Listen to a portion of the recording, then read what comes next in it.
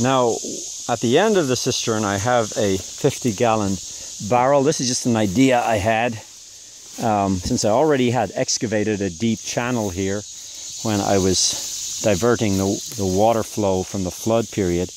I had a deep trench here, so I just dropped a barrel in, and if you open up this door here, there's a simple water pump in there that we only use occasionally to pump water up to the tower. So that's all I have, is just a simple pump in there. The reason I put straw over it and sank it in the ground is to stop it freezing in the winter. And this straw, of course, also has bacterial activity, so it's creating heat as well. And we didn't have any problem with freezing last year.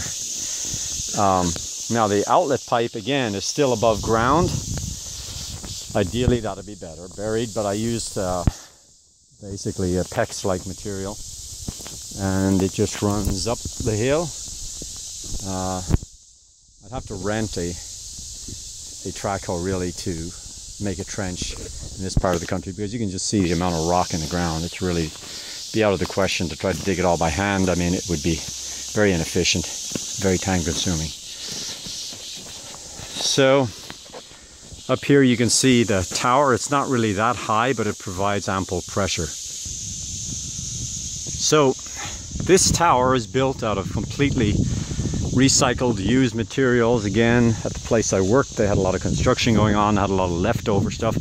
And also I used available timber, unmilled, you know, just logs and things. And I decided to use greenhouse plastic on the tower, because what that does in the winter is it helps heat that water a few degrees above freezing, or keep it, even in the coldest periods, it keeps it a few degrees above freezing, at least, probably many degrees above freezing, because a large body of water like 300 gallons cools very, very slowly. And once it absorbs any level of heat, it's going to release it very slowly. Now, how do I keep it from freezing as far as the pipe in and the pipe out? Well, this poly-like pipe here doesn't retain water. Once it's finished pumping, the water level shoots back down to the cistern and it's empty. So I don't have to worry about that going through the air. But what I did was, with the pipe coming down from the tank, I have a 300-gallon tank there, a 300-gallon tank. This pipe is filled with insulation. I just used the cellulose insulation and blew it in, and at the very bottom I have a door where I can have a valve, and that's filled with insulation, fiberglass insulation in the winter, and that seems to work pretty well. It's overwintered well without problems. I did have a valve up top freeze one time, and believe it or not, I was able to fix it with epoxy, and it's held.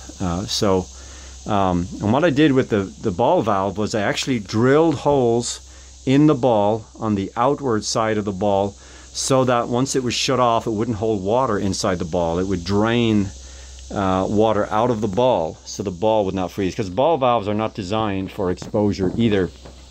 They may have special types, but I just bought the conventional. I didn't know the problem they would create, because you got pressurized water in that ball and when you shut it off, and so I simply made some outlet holes on the downward side of the ball valve.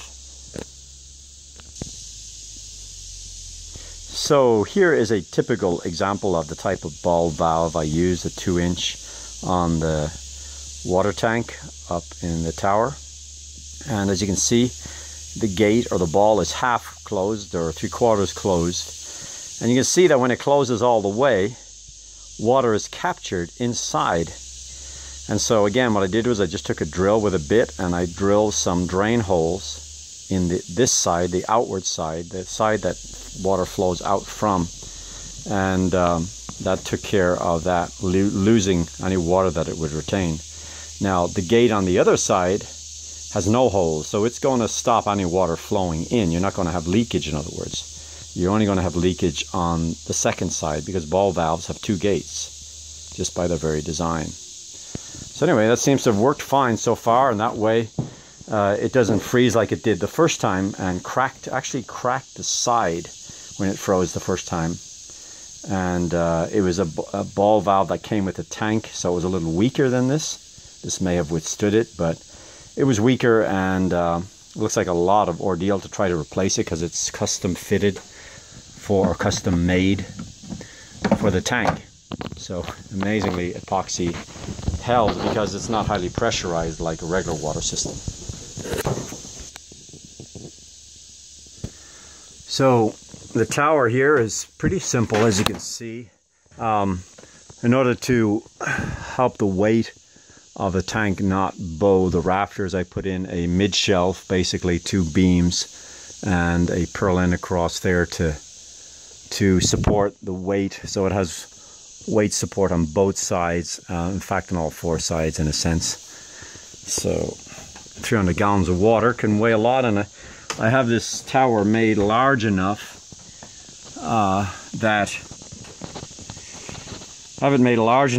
that I could put several tanks up here. I might do a little bit more reinforcing if that were the case, but so here we have the tank. Let's make sure I don't fall down here. Okay. And the water inlet just simply gets pumped up and comes in the top. I drape it in black plastic because that keeps algae from growing. And then what's this here? Well, here we have the drain, the overflow. So the overflow is near the top of the tank, so that you don't get water spilling out all over your tower and rotting the floorboards and everything.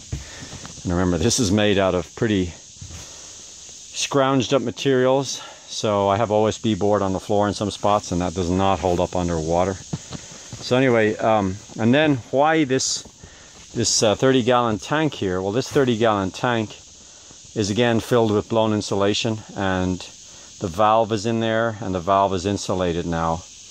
And then, of course, the outlet pipe goes straight down through the floor and through the barrels you saw below. So all the way up is insulated, including where it goes into the tank.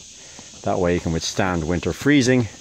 And it's quite hot in here right now in the summer, but it doesn't seem to affect the water. Even though the greenhouse gets very warm, water has a moderating effect, so it only affects it a few degrees. I don't really notice any difference. This is a handy little greenhouse in a sense. You could use it for starts as well, and you would have a ready water source.